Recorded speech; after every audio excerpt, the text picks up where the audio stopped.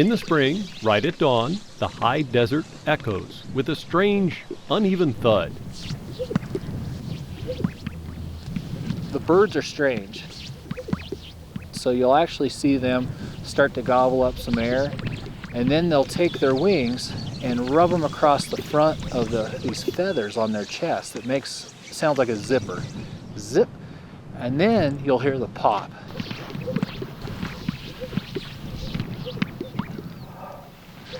Incredible sound in here.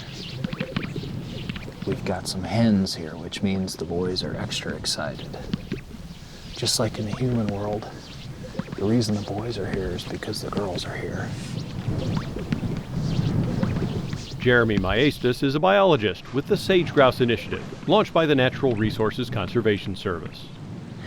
How does Mother Nature come up with something like this? Isn't that just incredible?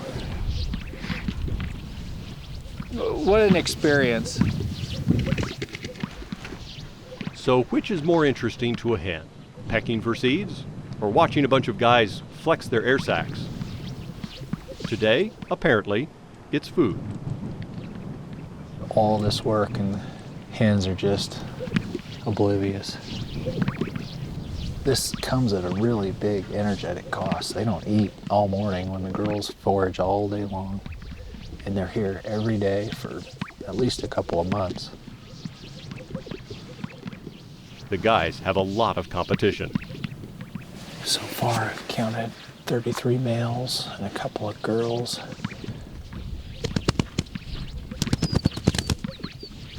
It can be really bloody battles out here.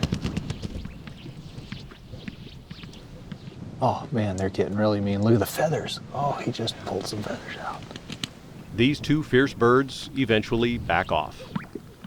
All of this is happening in a clearing called a lek.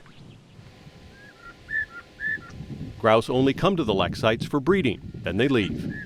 The rest of the year, they depend on one of the most common plants in the desert, sagebrush. Hens will actually tuck up underneath that and find a nice secluded place to put their nest. It not only depends on sagebrush for cover throughout the year, but it forages on leaves and buds of sagebrush during all stages of its life cycle. During winter, that's all it eats, and it gains weight over the winter. Sage grouse come back to the very same spots year after year for breeding and nesting. But all is not well in sage grouse country. Sage grouse have steadily been declining for decades now. How much? Well, they're constantly counting grouse in the springtime. I just see one. In fact, the Oregon Department of Fish and Wildlife has a small army of volunteer lek watchers. We have 135 leks. These leks are in remote, rugged areas, and the volunteers need to rise before daybreak from primitive campsites. Oh, yeah. Kelly Hazen manages the program and monitors leks herself along with her specially trained lek detection dog. Yeah, there he goes. He's doing his display. This is my 8th year monitoring this lek. It's important that besides counting the leks, the volunteers go out and survey for new lek sites. Grouse numbers are in trouble because humans continue to carve up the desert for their own uses. 11 western states, 186 million acres, and we've watched it shrink over time to where today we have about half of the original sagebrush ecosystem left. ODFW says there are some 26,000 sage grouse left in the state. But those numbers are down enough here and across the West that there's a very big hammer poised to fall. People are saying that the greater sage grouse is the farmer and rancher's spotted owl. Tom Sharp ranches near Burns. If the sage grouse ends up on the endangered species list, it could mean new federal restrictions on how millions of acres of the American West can be used. We're very concerned because the sage grouse doesn't know the difference between public land or private land. It habitates the landscape. Yet, both Tom the rancher and Jeremy the biologist see cattle and grouse as compatible. We don't see the sage grouse as an annoyance. The cattle help the sage grouse and help the sage grouse habitat. The cattle beneficially to the sage grouse produce manure, and the manure attracts the insects that the sage grouse chicks like to eat. What's good for sage grouse is good for ranching. And we mean that. Both need abundant and healthy bunch grasses. They put pounds on beef, but they also hide nests for sage grouse. Several programs at federal, state, and county levels are coming up with conservation agreements. Ranchers agree to run their ranches with the health of the birds in mind. They hope it's enough to keep the grouse off the endangered species list. We were number one in the state of Oregon to put together a conservation agreement. What we're trying to do in Oregon is avoid a listing by demonstrating to the Fish and Wildlife Service that we are affecting conservation actions to properly manage the habitat areas and manage the proper grazing of livestock that also shares the landscape. Those conservation agreements can include a number of things. Perhaps grazing cattle for more restricted times. Marking fences with reflectors so sage grouse can see the barbed wire better and reduce collision fatalities. By signing into a conservation agreement now, Tom is assured, in writing, that he will not face more restrictions later if the grouse lands on the endangered species list. Yep, there's another threat far harder to control.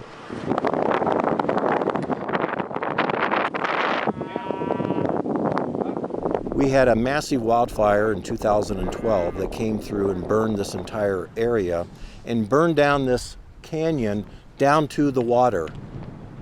Tom owns the Homestead Ranch, and the Miller Homestead fire tore right through here. A BLM worker shot video of the flames sweeping towards the old house. Here it comes. He was the last to see it standing. Grouse fled to the water down in Jackass Creek. It had to be in the thousands of sage grouse that were in the area. I mean, we saw hundreds of them the day after the fire right where we're standing. But I have not seen them recover into this area as yet. Sagebrush comes back very slowly. It can take 35 to 50 years after fire. What will sage grouse do in the meantime? In the Trout Creek Mountains at another huge fire site, Lee Foster is trying to find out. That fire burnt through what was maybe the best sage grouse habitat in the state and had the densest population of sage grouse. Lee's a grad student with Oregon State, rigging the birds to help him spy on their travels. Hey! We have a backpack-mounted generator that runs a spotlight. We've got a group of birds up ahead here.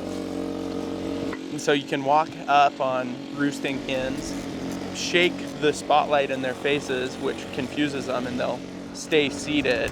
Oh no! I missed. That noisy generator doesn't just power the spotlight. It hides the sounds of their footsteps as they swoop in. Most of the time. It's usually not this hard. They will attempt to capture grouse all night long. They're pretty flighty tonight. Yeah, they are. Oh, it's a hen. But when it works, they get a rare opportunity to attach a backpack with a transmitter between the bird's wings. But they're generally pretty quiet. Every now and again, you'll get one that's a little more high-strung and pecks at you and might do a little squawk here and there, but it's pretty uncommon. The bird will never be able to hide again. Its backpack is traceable by satellite. Every one of these little red dots is a bird location.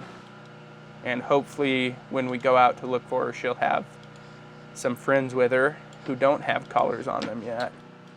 All these efforts, from counting sage grouse at Lex, to reaching conservation deals with ranchers, to tracking where the birds go after fires, all have one collective aim: to know more about the birds, get better at saving them, and prevent the now very real possibility of adding them to the endangered species list.